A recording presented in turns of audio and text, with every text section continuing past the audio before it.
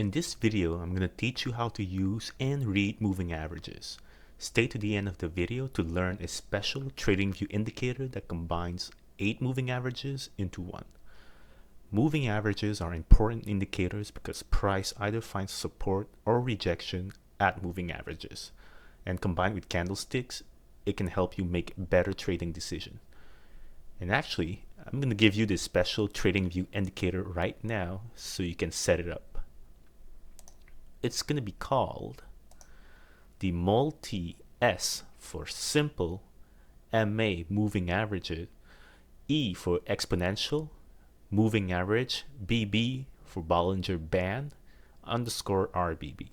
Okay, so what kind of moving average do you need? You're going to need the exponential moving average, the 5 right there, the 5 first ones, and you're going to need the simple moving average, the next 5 right there. Okay, and the last 4 is actually the Bollinger Band, but we're not going to talk about this one in this video. Okay, and what settings you're going to need? You're going to need the 20. It's going to be the same for the exponential and the simple moving average. You're going to need the 20, the 50, the 100, 150, and 200. Okay, yeah. And once you have this set up, you can also set up the color. And what my preference is, I'm going to show you. I prefer to put the 20. Okay, both of them are the 20. The thinner, well, first the thin line is actually the exponential. So the thin, every time you see a thin line, it's the exponential, and every time you see a thick line, it's the simple moving average. Okay. Now, for the colors, what I like to, my preference is for the 20, I like to put it green. For the 50, I like to put it purple. For the 100, orange. For the 150, blue. And for the 200, cyan. Okay, that's my personal preference. So now that you have the indicator set up, we can actually now talk about how price react to moving average. Okay, so I'm gonna be you're gonna want to, what we're looking at right now is the S&P 500 futures under the ticker ES1 exclamation mark, and on the weekly. Okay, so as you can see right here, we're on the 2008 to 2011 range, and what you notice is that the price goes up to the 200 weekly moving average. It tops right there, and then it goes down, it touches this one, and then it goes back up. Okay, and if we analyze it a little bit further, okay, you're gonna notice that the highest moving average, which is for this period of time, okay, which is the 200, the price actually touches it, got rejected, goes to the lowest moving average, touches this, have support, and then keeps going up. Okay, now if we look a little bit into detail, okay, there's two things.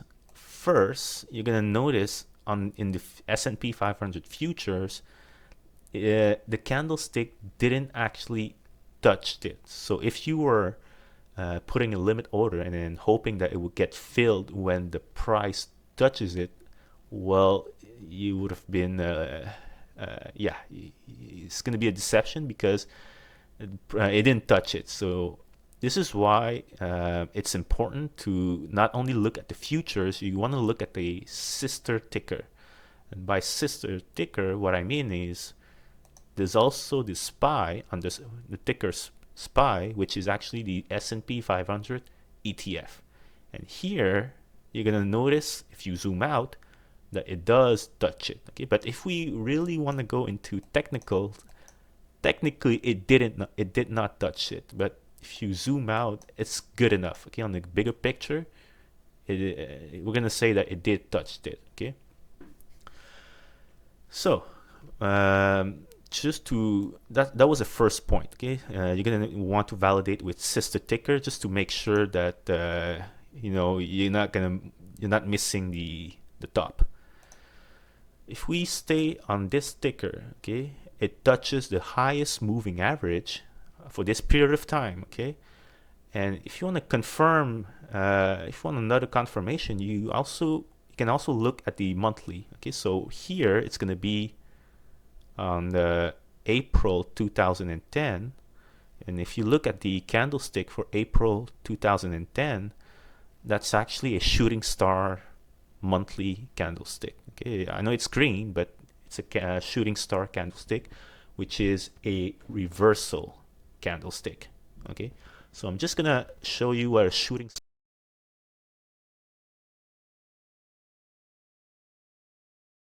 So the thing to keep in mind is it goes to the highest moving average, gets rejected, and you see you can confirm this on the monthly. This is a reversal shooting star candlestick, and then it goes to the lowest moving average. It touches it, finds support, only touches it once, and then it gets bought back up and price climbs.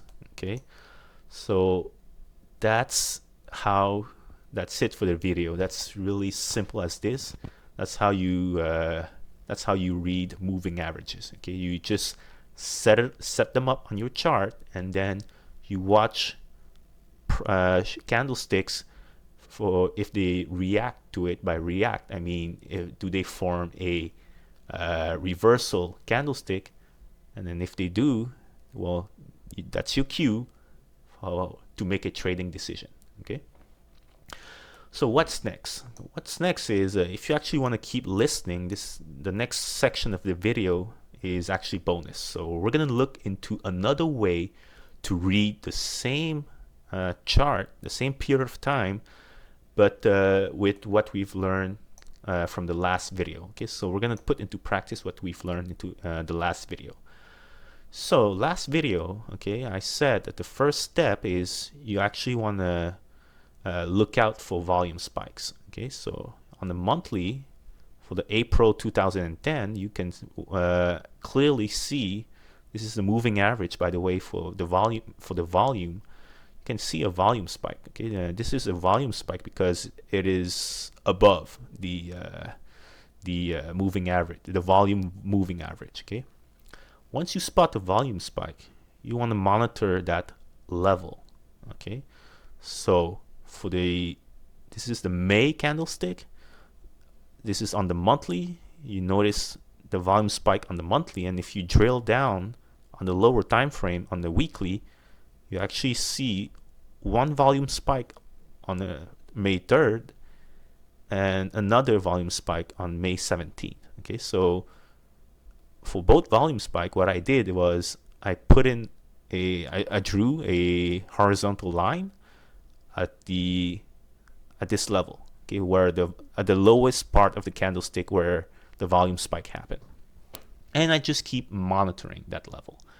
I see that it broke that level, but the next candle immediately got bought back up.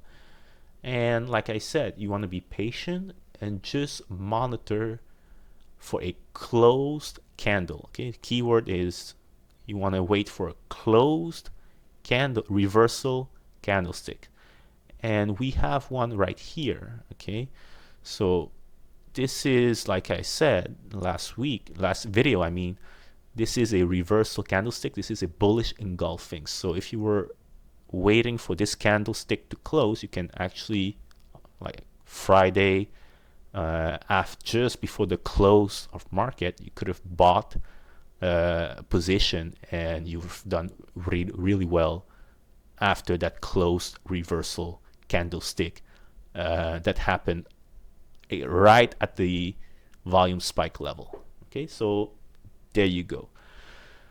And so that's volume, monitoring the level where the volume spike happened, and waiting for a close reversal candlestick. If anything is not clear, do not hesitate to leave a comment. Let me know if there's a topic you want me to cover, and If you do need a comprehensive course, please check the affiliate links in the description box. And don't forget to subscribe and to keep learning more tips, and have a nice day.